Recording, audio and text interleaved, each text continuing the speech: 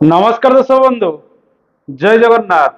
दर्शक बंधु आज कार्यक्रम आम आलोचना करवा 2024 मसीहा मे मासरे कन्या राशि फलाफल किपरि रहिबा। आसंतु ग्रह मानकर स्थिति कौन रही से विषय जाणी नवा। मास आरंभ रवि आपणकर अष्टम स्थान में चलन करेंगे। मे मास 14 तारिख ठारू रविंकर चलन आपणकर नवम स्थान में रहिबो। आपणकर राशि अधिपति बुध मास आरंभ सप्तम स्थान में चलन करेंगे। 10 तारिख ठारू से अष्टम स्थान में चलन करेंगे। से भली शुक्र मास आरंभ अष्टम स्थान में चलन करेंगे। 19 तारिख ठारू से नवम स्थान में चलन करेंगे। शनि मास सारा षष्ठ स्थान में चलन करेंगे।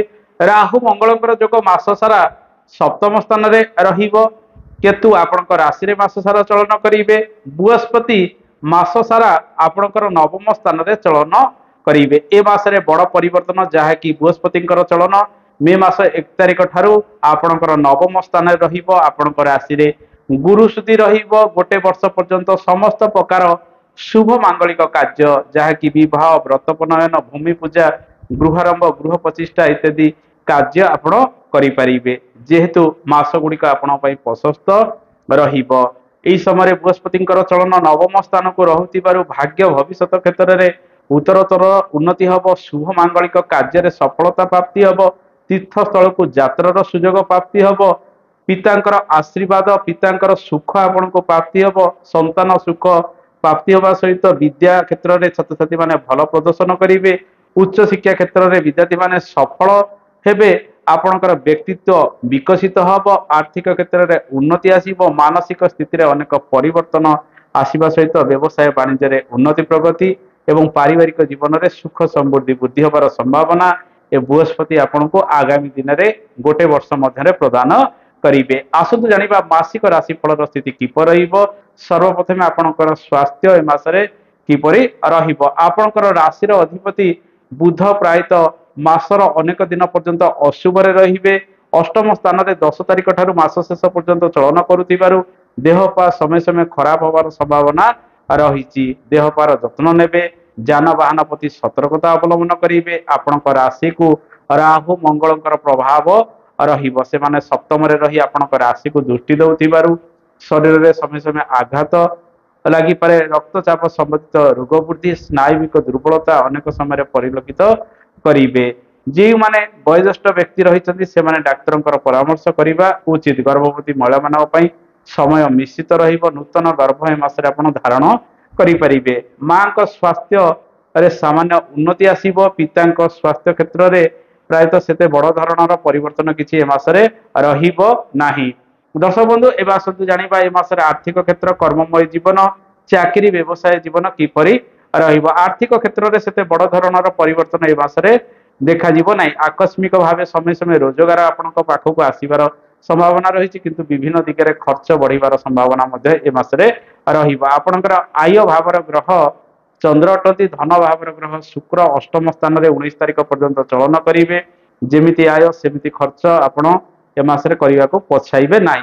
इंश्योरेंस सेक्टर किसी लाभ मिलबार संभावना रही से आपण किसी निवेश ए मासरे करबा आवश्यक। जो माने शेयर मार्केटिंग इत्यादि क्षेत्र में अर्थ लगान करुछंती मासटी सेते शुभप्रद रहिबो नाही। देखि चाहि निवेश करबा आवश्यक। मासर द्वितीयार्ध 19 तारिख परठारू आर्थिक क्षेत्र में टिके उन्नति आसीबार संभावना रहिबो। एवं आपणकर धन भावर ग्रह शुक्र तांको स्वस्थान में बृहस्पति सहित जोग होई नवम रे चलन करुथिबारु रोजगार बढ़िबो। निजर बुद्धि विवेक खटाई आपण विभिन्न कार्य करी धनवान मध्य होई पारंती। एवं पड़ी रही धन आपण को मासर द्वितीयार्ध प्राप्ति होबार जोग रही। मासर प्रथमार्ध आय तुलन में व्यय अधिक बढ़िबार संभावना रही। दर्शक बंधु ए मासरे चाकरी बाकरी क्षेत्र में निश्चित शुभफल प्राप्ति हम।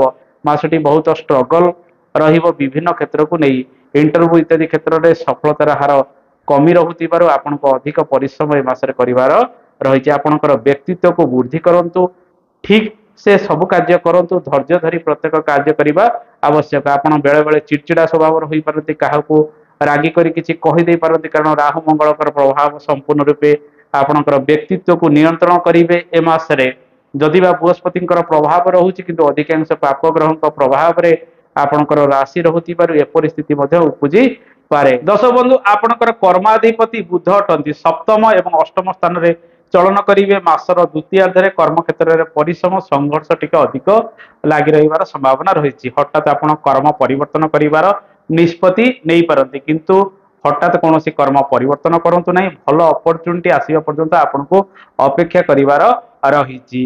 ଏବେ ଆସନ୍ତୁ ଜାଣିବା ବ୍ୟବସାୟ ବାଣିଜ୍ୟର ସ୍ଥିତି କିପରି ରହିବ। ବ୍ୟବସାୟର ଗ୍ରହ ବୃହସ୍ପତି ମାସ ଆରମ୍ଭରୁ ଶୁଭରେ ଚଳିବେ। ନୂତନ ବ୍ୟବସାୟ ବାଣିଜ୍ୟ ଆରମ୍ଭ କରିବେ, କିନ୍ତୁ ପାର୍ଟନରସିପରେ କୌଣସି ନୂଆ କାର୍ଯ୍ୟ ଏହି ସମୟରେ ଆରମ୍ଭ କରନ୍ତୁ ନାହିଁ, ଯେହେତୁ ରାହୁଙ୍କ ସହିତ ମଙ୍ଗଳଙ୍କର ଯୋଗ ଆପଣଙ୍କର ସପ୍ତମରେ ରହୁଛି। କଳି ଝଗଡ଼ା ବିବାଦ କିଛି ଉପୁଜାଇପାରେ। କାରବାର କ୍ଷେତ୍ରରେ ସେତେ ବଡ଼ ଧରଣର ପରିବର୍ତ୍ତନ ଏ ମାସରେ କିଛି ଦେଖାଯିବ ନାହିଁ। ସମୟ ସମୟ ଆକସ୍ମିକ ରୋଜଗାର କିଛି ବଢ଼ିପାରେ, ଅନ୍ୟଥା ଏ ମାସରେ ଅଧିକ ନିବେଶ ବ୍ୟବସାୟ ବାଣିଜ୍ୟରେ ଆପଣ କରନ୍ତୁ ନାହିଁ। ଋଣ ଯଦି ନେଇଛନ୍ତି ଋଣ ପରିଶୋଧ କରିବାର ସମ୍ଭାବନା ରହିଛି। ଶତ୍ରୁମାନେ ପରାସ୍ତ ଏବେ, କିନ୍ତୁ ଅଧିକ ବିବାଦଗ୍ରସ୍ତ ନ ହୋଇ ଆପଣ କାର୍ଯ୍ୟ କରନ୍ତୁ, କାରଣ ଆପଣଙ୍କର ରାଶିର ଅଧିପତି ବୁଧ 10 ତାରିଖ ଠାରୁ ଅଷ୍ଟମ ସ୍ଥାନରେ ଚଳନ କରିବେ। ରବିଙ୍କ ସହିତ କିଛି ଦିନ ପର୍ଯ୍ୟନ୍ତ ଯୋଗ ହୋଇ ରହୁଥିବାରୁ ସେ ପ୍ରତି ଆପଣଙ୍କୁ ନିର୍ଭୂତ ରହିବାର ରହିଛି। ଯେଉଁମାନେ ବିଦେଶ ଯାତ୍ରା କରିବା ପାଇଁ ଚାହୁଁଛନ୍ତି ଏ ମାସରେ ପ୍ରାୟତଃ 14 ତାରିଖ ପର୍ଯ୍ୟନ୍ତ କିଛିଟା ଶୁଭ ଫଳ ଗୁଡ଼ିକ ପ୍ରାପ୍ତି ହେବ। ଜଳଯାତ୍ରା କରି ଆପଣ ବିଦେଶକୁ ମଧ୍ୟ ଯାଇପାରିବେ।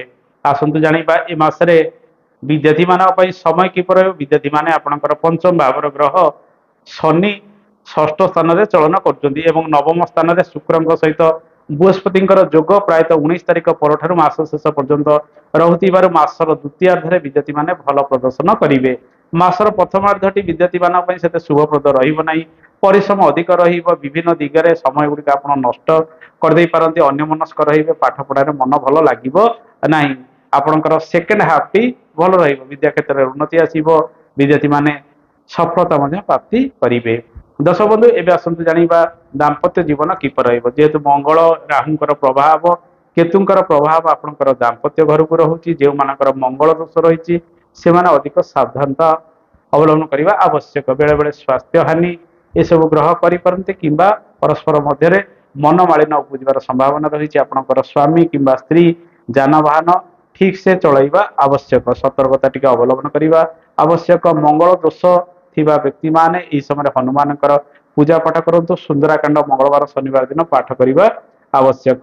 ପାରିବାରିକ ଜୀବନ ଯଦି ଦେଖିବା, ପାରିବାରିକ ଜୀବନରେ ସାମାନ୍ୟ ପୂର୍ବ ଅପେକ୍ଷା ଉତ୍ତରୋତ୍ତର ଉନ୍ନତି ହୋଇପାରେ, ଯେହେତୁ ବୃହସ୍ପତି ଆପଣଙ୍କର ପାରିବାରିକ ସୁଖର ଗ୍ରହ ଶୁକ୍ରଙ୍କ ସହିତ ଯୋଗ ହୋଇ ନବମ ସ୍ଥାନରେ ଚଳନ କରିବେ। ତେଣୁ ପୂର୍ବ ମାସ ଠାରୁ ଏ ମାସରେ ଧୀରେ ଧୀରେ ଆଗକୁ ପାରିବାରିକ ସୁଖ ଅନେକ କ୍ଷେତ୍ରରେ ବଢିବାର ସମ୍ଭାବନା ରହିଛି।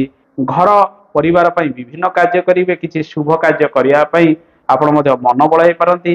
ନୂତନ ଘର ଆରମ୍ଭ କରିବା, ପୁରାତନ ଗୃହ ସମାପ୍ତି କରିବା, ଏହା ସହିତ କୌଣସି ବସ୍ତ୍ର ଅଳଙ୍କାର କିଣାକିଣି ଠାରୁ ଆରମ୍ଭ କରି ବିଭିନ୍ନ କ୍ଷେତ୍ରରେ ସଫଳତା ଆପଣଙ୍କୁ ପ୍ରାପ୍ତି ହେବ। ବନ୍ଧୁଙ୍କର ସୁଖ ପ୍ରାପ୍ତି ହେବ।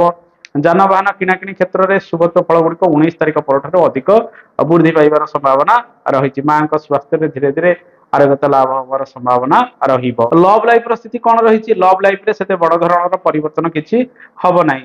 ନିଜର ବୁଦ୍ଧି ବିବେକ ଖଟାଇ ପ୍ରତ୍ୟେକ କାର୍ଯ୍ୟ କରିବା ଆବଶ୍ୟକ। ତାଙ୍କ ସହିତ ଯୁକ୍ତି ତର୍କ ଇତ୍ୟାଦି ଏ ସମୟରେ କରନ୍ତୁ ନାହିଁ। ଭଲ କଥାବାର୍ତ୍ତା ହୁଅନ୍ତୁ ଏବଂ ଲଭ୍କୁ ଆଗକୁ ବଢ଼ାଇବା ପାଇଁ ଏ ମାସରେ ଚେଷ୍ଟା କରିବା ଆବଶ୍ୟକ। ମଙ୍ଗଳ ରାହୁଙ୍କ ପ୍ରଭାବରେ ବେଳେବେଳେ ମିସ୍ଅଣ୍ଡରଷ୍ଟାଣ୍ଡିଂ ପରସ୍ପର ମଧ୍ୟରେ ଉପୁଜି ପାରେ। ଦର୍ଶକ ବନ୍ଧୁ, ଆପଣଙ୍କର ଭାଗ୍ୟାଧିପତି ଶୁକ୍ର ଅଟନ୍ତି। ଏ ମାସରେ 19 ତାରିଖ ପରଠାରୁ ସେ ଶୁଭରେ ରହୁଥିବାରୁ ବିଭିନ୍ନ କ୍ଷେତ୍ରରେ ଆପଣଙ୍କର ସଫଳତା ବୃଦ୍ଧି ପାଇବ।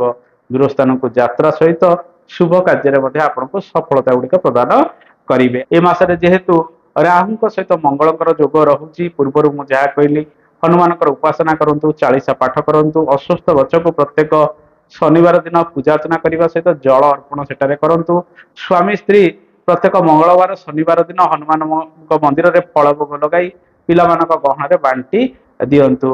ଆଶା କରେ এই କାର୍ଯ୍ୟକ୍ରମଟି ଆପଣଙ୍କୁ ଭଲ ଲାଗିଥିବ। ପୁଣି ଆଗାମୀ ଅଧ୍ୟାୟରେ ଆପଣଙ୍କ ସହିତ ଦେଖା ହେବ। ରହୁଛି। ଜୟ ଜଗନ୍ନାଥ। ଧନ୍ୟବାଦ।